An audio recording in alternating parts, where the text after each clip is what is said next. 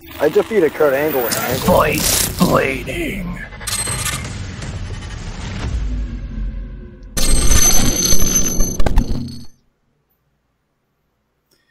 Hello, welcome to Fightsplaining, where sometimes fights are splained, oftentimes we forget to do that. Welcome to our review for SmackDown Live on August the 7th or something like that. I don't even know. 18. 17. 18 already? Oh, man. Gotta make a All phone right. call. That's Patrick Waste. I'm Chris Toggleswitch. This SmackDown was pretty good, in my opinion. I liked it. There were some parts that I think could have used more wrestling instead of talking, but I'm not going to be the internet douchebag and say that because the talking was pretty good. Normally I would say that if the talking wasn't so good, but I mean, Randy Orton's promo was fucking insane. The Miz's promo was great. So yeah, I'm not complaining for once that there was more talking than wrestling. Just bringing up the fact that there was. I was actually surprised that I heard a word I haven't heard in the WWE used on TV in a while, and that's violent. 2 nights back to back. That's great. Like, what? Like, what's going on here? Are they like shifting like full circle back to some kind of like maybe not an attitude era, but maybe more towards like a New Japan style? Well, they're going to Fox, and I don't know what that means, but it could mean that they have more leeway. So they want to kind of like slowly inch towards it instead of just like blowing everyone's minds by getting ridiculous on Fox. You know, they just got to go like balls out, literally. Like have Vince McMahon go up like, "We're on Fox!" Boom, balls on the table. Like, okay, Vince. I guess we're on Fox. The new logo is just Vince's balls with the WWE logo tattooed over them. It's in the corner of the screen every time. The Rock is president, and thus begins idiocracy. That's all I got. That's actually happening. I'm sorry. The Rock's going to be president, whether we like it or not. He fucking better not be. Not that I don't want a wrestler as president, but I just don't want a wrestler as president. What are we going to do about it? I guess we'll just continue making shitty wrestling videos. What else can we do? I mean, I'm just saying, if I was in a voting booth and I had every intention not to vote for The Rock, just because it's a silly thing, and I go in there and I look down and The Rock's name is just there, I'm gonna vote for The Rock. It's just like, silly. Just be like, who are you gonna vote for? You're just like in the voting booth, bag. If you smell. Exactly. How could you resist? All right, let's actually review SmackDown with some type of coherence, or at least try to. The opening of the show was the Randy Orton promo, which was fucking sick. Once again, he sounds ruthless. He sounds awesome. He sounds like the old Randy Orton. What'd you think? Man, R-E-S-P-E-C-T. Motherfucking respect. He says, I get no respect. I get no respect. And I agree with him. It's like Randy, like, he's like the guy that everybody forgot. It's like, yeah, he's a 13-time champ, and like he listed off all his accomplishments, all the pay-per-views he's headlined and won. And it's like people are sitting there like, forgot about that. That's strange. And like at the end of it, the crowd was on his goddamn side. Like he effectively, everybody hates Jeff Hardy in that one fucking promo. What the hell could they say? There's nothing they could say. He left them nowhere to go. It was great. He said he wants to be so violent that we want to change the channel. But we won't change the channel, and that was a great fucking tag to put on it. I'm sitting there and like I'm taking notes, and I just like dropped my notebook. I was like, that's it, just fucking end SmackDown right now. Like it's over. But no, it was a really good goddamn promo. I guess you can call him the eraser now, because he's like, I'll erase everybody you put on a pedestal. Well, that was Matt Hardy's thing, was erasing everyone.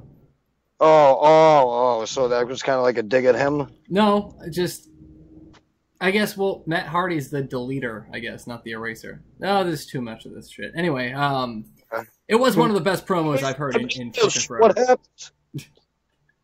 The clearer. What happened next?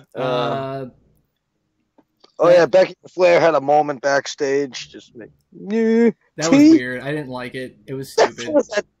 What is that tea thing?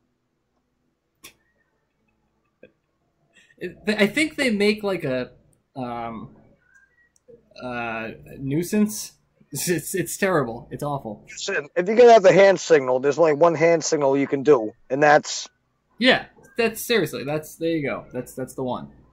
It's taken. Like sorry, ladies. Like just like rub your boobs together or something, or whatever girls do in the bathroom. I don't know. Yeah. So Becky Lynch and Flair versus the Iconics. The Iconics are hilarious. Yes, they are. They are the funniest women in WWE by far. I couldn't believe the crowd was chanting boring. I'm watching. What the fuck, this dude? is fucking great. I'm like, how are they not liking this shit? Again, the crowd hijacks the fucking event just so they can get their voices on TV at like the worst possible time. We were just complaining about that stupid hand signal in that backstage segment that sucked. Then an actual good thing happens and they chant boring for that. Yeah, like you got Becky Lynch and Charlotte Flair or Ric Flair in a wig back there, whatever the hell is going on with that. Just, oh, well, I really like you, and, you really like me. Like, oh, we both like each other, but, I want the best for you, but, we're just going to go in there as friends in a title match in SummerSlam. It's like, shut the fuck up! And it's probably leading to some type of split, and, I mean, we've even seen the male roster do this exact same shit, but no one wants to see it. No one cares, All right, here's the ultimate heel turn for Becky Lynch. Charlotte Flair's implants get ruptured, leave her body, and jump into Becky Lynch's body. Oh. And then what? I don't know, dude. Titties. Like, come on, bro. Fucking work with me. Yeah. And Charlotte Flair's titties. Goddamn, I had to set my TV in fucking panoramic view so I can see a lot of them motherfuckers. Like, dude, really, like, so I hope she doesn't call herself the nature girl, because there is nothing natural about silicone in your body. Like, yeah, it's obvious, and I don't think she tries to hide it, which is fine. Like, it's when she ruptured her boob bag, she did have to say that she had a shoulder injury, but I think that's more for the sponsors or whatever than it is for her being ashamed of getting implants. Yeah, right. Implants aside, though, she's the best wrestler on the roster. Not the best on the mic at all. Definitely. Yeah. Man, she when she goes in that figure eight that she does, like, she does that shit smooth. And whenever she does like a cartwheel or anything, she's just like, she almost looks like she's perfectly square to where she doesn't have to put any effort into just rolling around the ring. It hurts my back watching her do those cartwheels and shit. I seen her on the outside of the ring doing that shit. I'm like, oh, that's gonna leave a mark. Gotta call in to work tomorrow. What else happened? Oh, the New Day interview was next. Jesus Christ. We can't say a lot about what happened during that interview. I'm pretty sure that was borderline racist. Like, I'm pretty sure that was... No, that was some high quality whiteface. I enjoyed it. It was better than Dave Chappelle. It was spot on. Man, I watched that, and like, I'm not gonna go social justice warrior, but I'm watching that, and I'm like, wow, like, I can't believe that this is happening. I was dying laughing. That was one of the funniest things I've ever seen. Take the reins for a second. I'm gonna pull up the clip. I don't think you'll be able to hear it, but I'll play it for our audience. Talk for a second while I grab this clip. What the hell was I talking about again? The New Day promo. We're talking about the New Day interview. Yeah. Jesus, like, when they get interviewed, because they've been crushing it. Like, these guys they ooze charisma. Like, they're just absolutely hilarious. And then when they bust out the wig, I'm like, where's this going? And then it was just like the nerdiest, whitest, like, blackface into white face thing that you could ever imagine being on television. And it was glorious. Then I'm pretty sure they dropped an N-bomb at the end of it. They did. Xavier Woods totally pulled a fucking Booker T. And I don't think it was on purpose. All right, here's the clip. I'm going to play just that part. It will work here. I'm Kramer. Can you do that too? We can do anything. We can do anything. One more time. Yeah! We can do that We can do anything we want. We can do anything. We nailed it. We can do anything. There, whoop. There you go. Yeah. What I use for rap songs is fella when I'm singing along. So we can do anything, fella. That's what he said. Well, when I heard that, like, I mean, where the whole time I'm at, I don't have, TiVo or pause TV or anything fancy, so, like, I had the TV on full blast anyway, and I heard that, and I was like, no way. No way. I wish I could have rewound it, but then I found it on Twitter, and the more I listened to it, like, he might not have said it, but it sounded like he was about to it and then tried to change it. Yeah. I'm not entirely sure what it was supposed to be, if not that. So there was definitely a little faux pas there. Yeah. A little Freudian slip. He definitely got a people's eyebrow from someone in the back, but probably no more than that. Oh, and speaking of hilarious promos, R-Truth. Yeah, that made no fucking sense. All right, walk us through that promo. Tell the people at home who didn't see it. Well, apparently R-Truth he bursts into Shinsuke Nakamura's little interview there, and he interrupts Shinsuke, and he says he wants a piece of that title. And Shinsuke goes, well, how are you going to do that? R-Truth, just out of left field, with a Hail Mary fucking sentence, just like, how everyone else does it, I'm going to pin Carmella. Which, I don't understand. That might make sense. Maybe I just wasn't paying attention, but I don't think that makes any sense. Which makes it so much better. Maybe there's something going on behind the scenes that we don't know about, and R-Truth was just like, I don't give a fuck. What? Because they did seem like a little nervous. I mean, it could have been kayfabe, but they did seem nervous about whatever the fuck he was doing and saying. That was, oh man. It could have been a stab at so many different people, too. Just, I'm going to have to research that. That's some good stuff. And everyone's just going to write it off as R-Truth as a crackhead until, like, comes out in, like, 8 years from now and be like, oh, shit, R-Truth was hilarious. Like, and he was telling the truth. Like, damn. He's like the crackhead who cried Green Bay when it wasn't Green Bay. And then he ends the interview with going, you know what? The match with Carmella's off. Oh, yeah. I forgot about that. That's even better.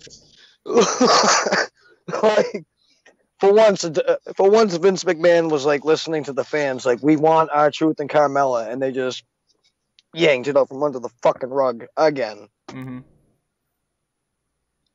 I'd pay $200 for a pay-per-view to watch R-Truth become the women's fucking SmackDown champion. Could you imagine how great that would be? What would his name be? It'd still just be R-Truth. It'd just come out back, yeah, I'm the women's champion.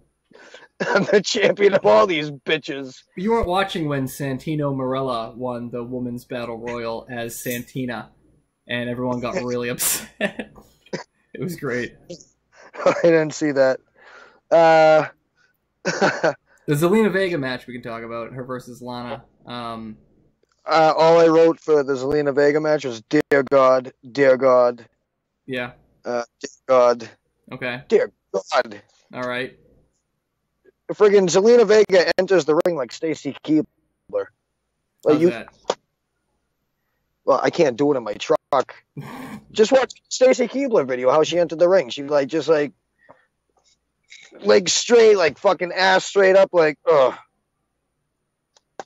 I think Kevin Nash should enter the ring like that. That would make a lot more sense, rather than drag his ball bag over the top rope every time. I think that's how Hulk Hogan should enter the ring. Motherfucker used to be 6'8", now he's 6 feet even. That's and shrinking. Weird.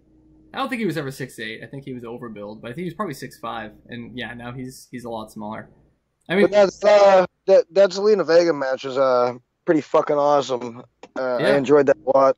It was like, I noticed NXT does this. They like give you a match and you're like, I don't give a shit about this match. And they have a rematch next week and you're like, damn, I can't wait to watch this. Yeah. That's how this was. And like, Lana had a pretty awesome bulldog. Zelina Vega smashed right off the mat. Like, camera was right there. Like, a great spot. I like that Zelina Vega is just as good in her division as Andrade Cien Almas is in his. So, like, they're together, but they're both awesome in their separate divisions. So it's like they're each other's manager. That's really fucking cool. Did you see him walking her down to the ring and he was just like eyes glued, like not to her face, but like. Yep. Ah. I got censored by my own truck. That was weird, man. Yeah, but like somewhere around there. And she like looked up at him and like gave him a look, and he just kind of looked off into the crowd. It was pretty cool. I noticed dumb shit like that. But yeah, R-Truth, love it. I liked the Zelina Vega match. I like that she beat Lana 2 weeks in a row. Yeah, which is no more. I mean, Lana Day must have come to an end because she hasn't won a match in like a fucking month and a half. It's fucking Cinco de Mayo, motherfucker. That's great. Oh, all right. The Miz interview, which for some reason you didn't. Did you end up going back and watching any of that at all? No. I can't. I can't look at the Miz. Like, I just don't like him. Okay, the Miz is amazing. He's an actual actor, and he knows how to fucking speak. And his promo tonight was perfect. He didn't have a single misstep, and every single word he said was stinging, and it escalated and escalated and escalated. Like, I haven't seen someone talk down to an interviewer in a crowd like that since The Rock. Like, this was just as good as any of The Rock's best promos, where he was just being an absolute dick, but backing up every single word he said the entire time. And then going back to being a dickhead. Everything he said about his show was the same thing Rock would say about his, like, $500 shirt and shit like that. But it was, like, it was just so fast-paced and in your face. And then at the end, Daniel Bryan attacks him, and then he gets away by smashing a potted plant over his face. Like, that was all great. That was really, really well done from beginning to end. I think it was one of my favorite parts of the entire show. I'm going to have to go back and rewatch that. Yeah, definitely shades of The Rock with just like how Hollywood he is, but at the same time like able to make the person asking him questions look like an idiot just for asking questions and doing their job. Now I kind of feel guilty for not watching that. But then right after that we had Shinsuke Nakamura versus R-Truth. That was a great match. R-Truth, he looks younger every year. How the fuck does that happen? Drugs preserve the body. That is a fact. You were so quick to say that. And then before the match even starts, who was that commentator that ripped on R-Truth's rap?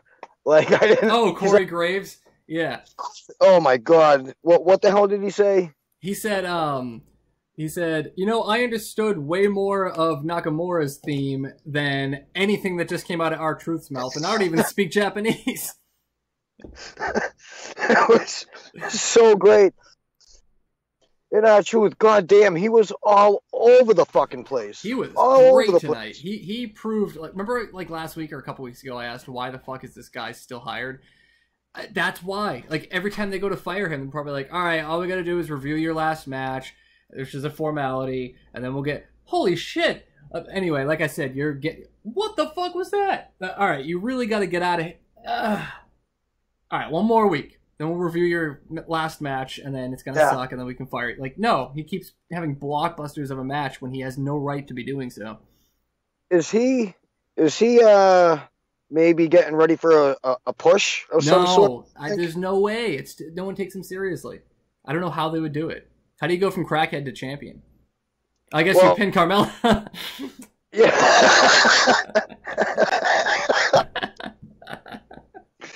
And it all starts making sense. Like, put the women's belt on him. I don't give a fuck.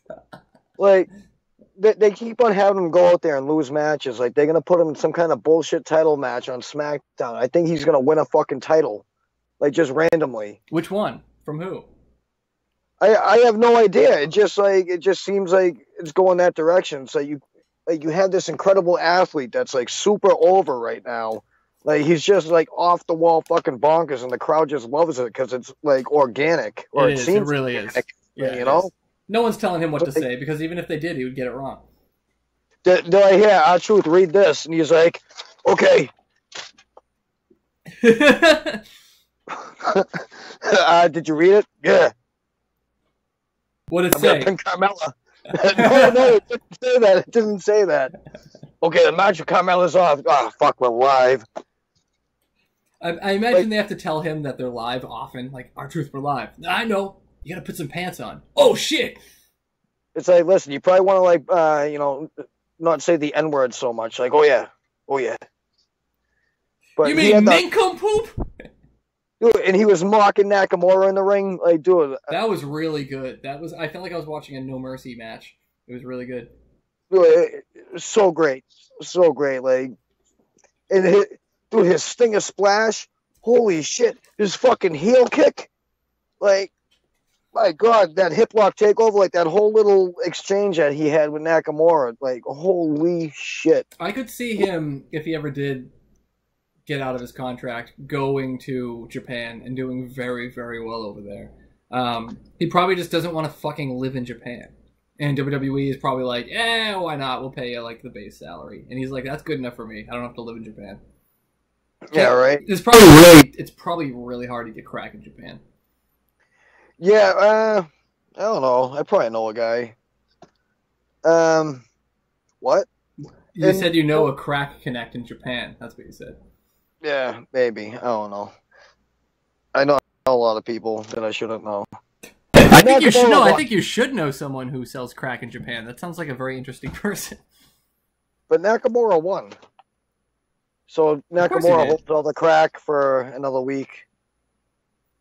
Do you think he's paid in crack, R-Truth? No, not R-Truth. Yeah. But he's like, no, see, like, he gets a big bundle. He's like, this is great. I can smoke half and sell half. Then he's like, all right, I got a 50 I can sell. Damn, I got high last night.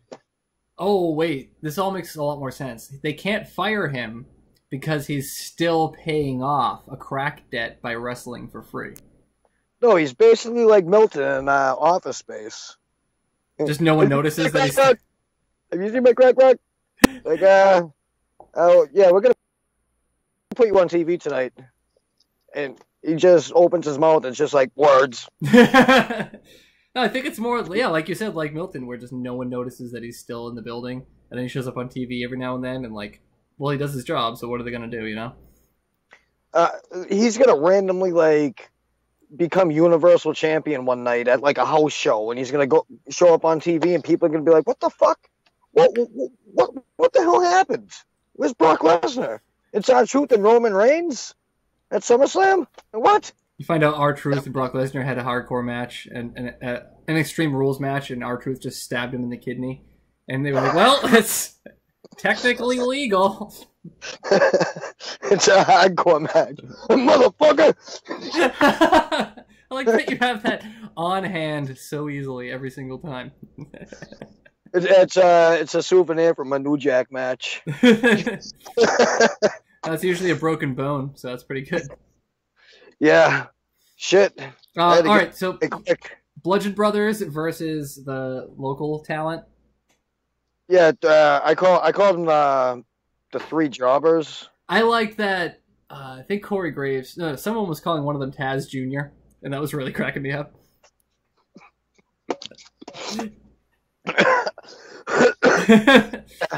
Yeah, I heard that one. That was fucking great. And then he's like, how come the guy's beard is white? Did Taz Jr. get hit by lightning at one point in time? I just like that Taz hasn't been employed by the company in like years. Can they even say that? Where was he working? Is he still alive? You must know about Taz. You know about ECW people. Taz is currently, he's like independent. He does his own little podcast thing on Sirius XM on Busted Open Radio, I think it is. Oh, okay. Yeah, so he's kind of like, he covers pretty much everything that there is to do with wrestling right now. So he's like probably happy to get that nod then. That's pretty cool. Yeah, he was definitely made for podcasts, and that dude, yeah, despite his fucking thick Brooklyn accent and just like yelling at viewers or listeners all the time. Like, and his terrible taste in sunglasses. Jesus Christ. Awful. He's had the same pair since like 2002? Yeah, and it's just the same like orange. Yeah, just a dad driving to the movie theater by himself, sunglasses. Well, imagine having like Taz be a dad and drop you off at school, and like some kid starts bullying you, and just be like, you know what? My dad's a fucking human suplex machine, bitch. It'd be funny. Taz gets out of the car, but he's the same height as when he was sitting in the car. But then he just suplexes the shit out of them. Suplexes the car onto the kid. Like, I didn't hit him. The car did. The car was 18. So like in Taz with this vicious T-bone Honda Tazplex.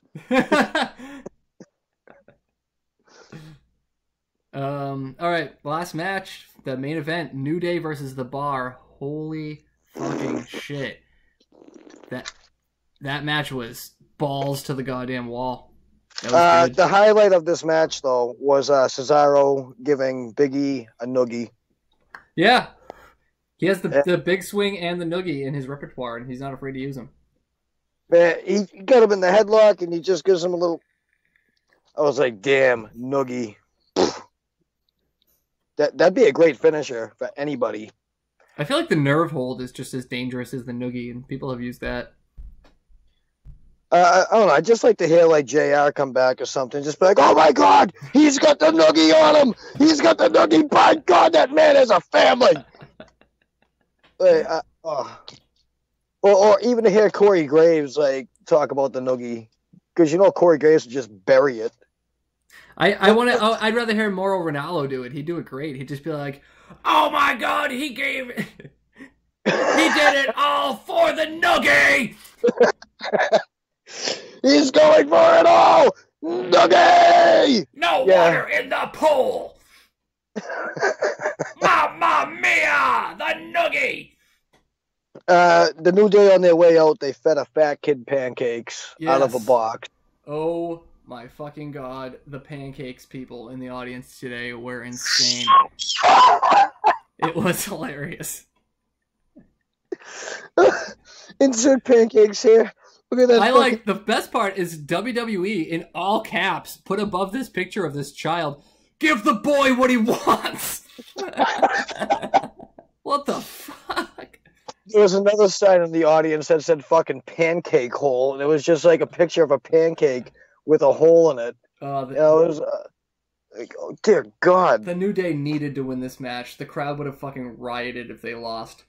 Although I would have rather see The Bar versus the Bludgeon Brothers. There's a lot of B's in that sentence, but that would have been a really hard-hitting match. But I still think as long as Big E is involved, this is going to be a violent match at SummerSlam.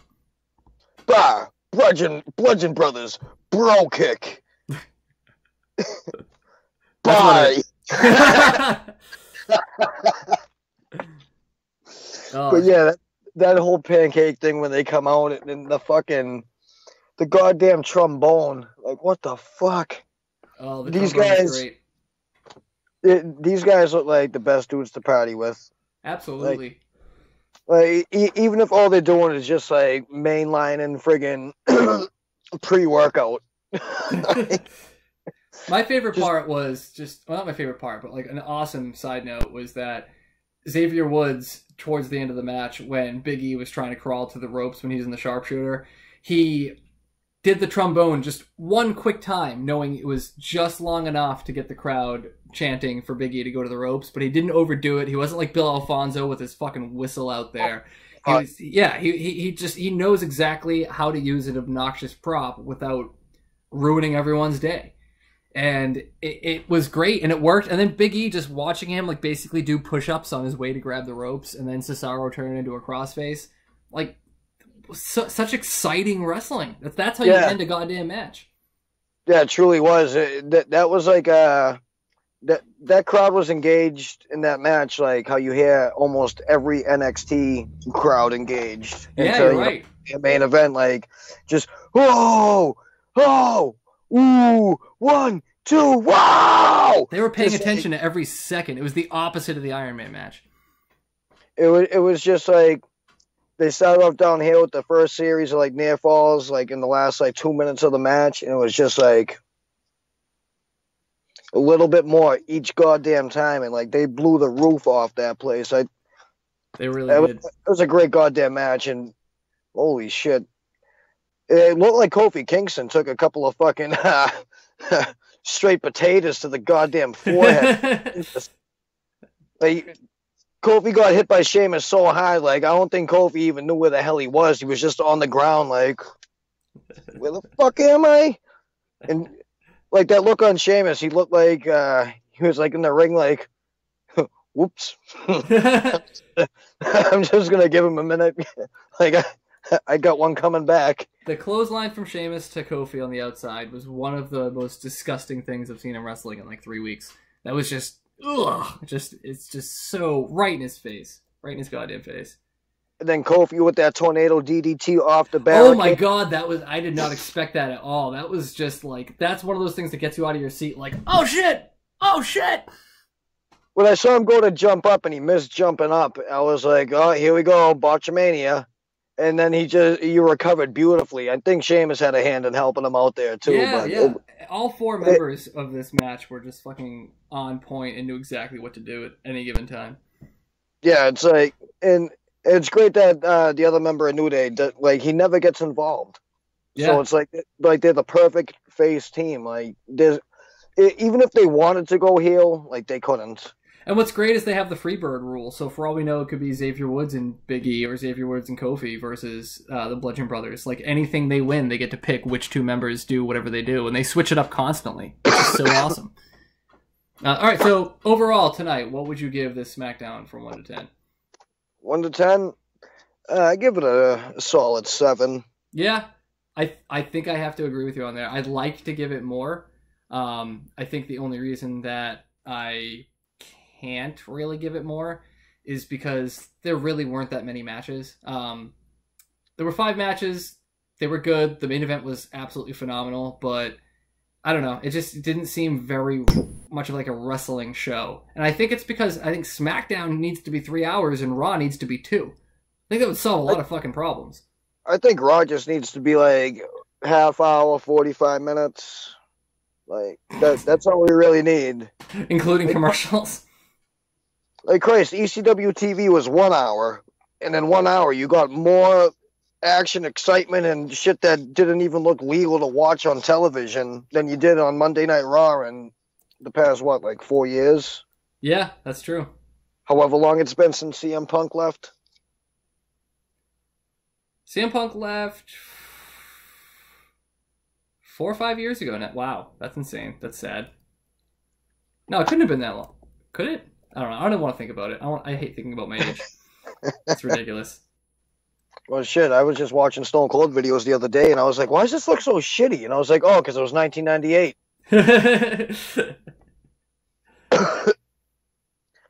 but yeah, it was a good SmackDown. But the real show is going to be if NXT can actually one-up SmackDown, because last week NXT fell a little bit flat in my book. NXT is most certainly going to surpass SmackDown. If we're giving SmackDown a 7, I guarantee that NXT is going to be at least an 8 tomorrow. There's no way it's going to be worse, but we'll see. We'll keep doing number ratings. That'll be a thing. That'll be interesting. And then we can actually see week to week the averages, or month to month the averages of what show is doing better than the others based off of our shitty opinion. That's based off of how stoned we are that night. Monday Night Raw is going to be going in the negatives real quick. You think? Yeah, because my first rating for next week is going to be like -20 right off. Just cuz. Just fucking cuz. Like Stone Cold came back. I don't care. Actually, no, I'd mark the fuck out. Yeah, if Stone Cold came back, it would be a 10. I don't care. Even if he came out just to fart into a microphone. I wouldn't go to work the next day. I'd call in. Like, sorry, Stone Cold was on TV. Bye. It's like, Pat, it's midnight. I know, I'm just letting you know for tomorrow. It's Stone Cold came on, and, I just had, about 14 Steve Wises just waiting to get cracked open. I had a can of whoop ass on the shelf. Let me get a hell yeah! That's our podcast, ladies and gentlemen. We'll catch you tomorrow night for NXT, and... I'll cut you if you don't fucking tune in, motherfucker. Yikes.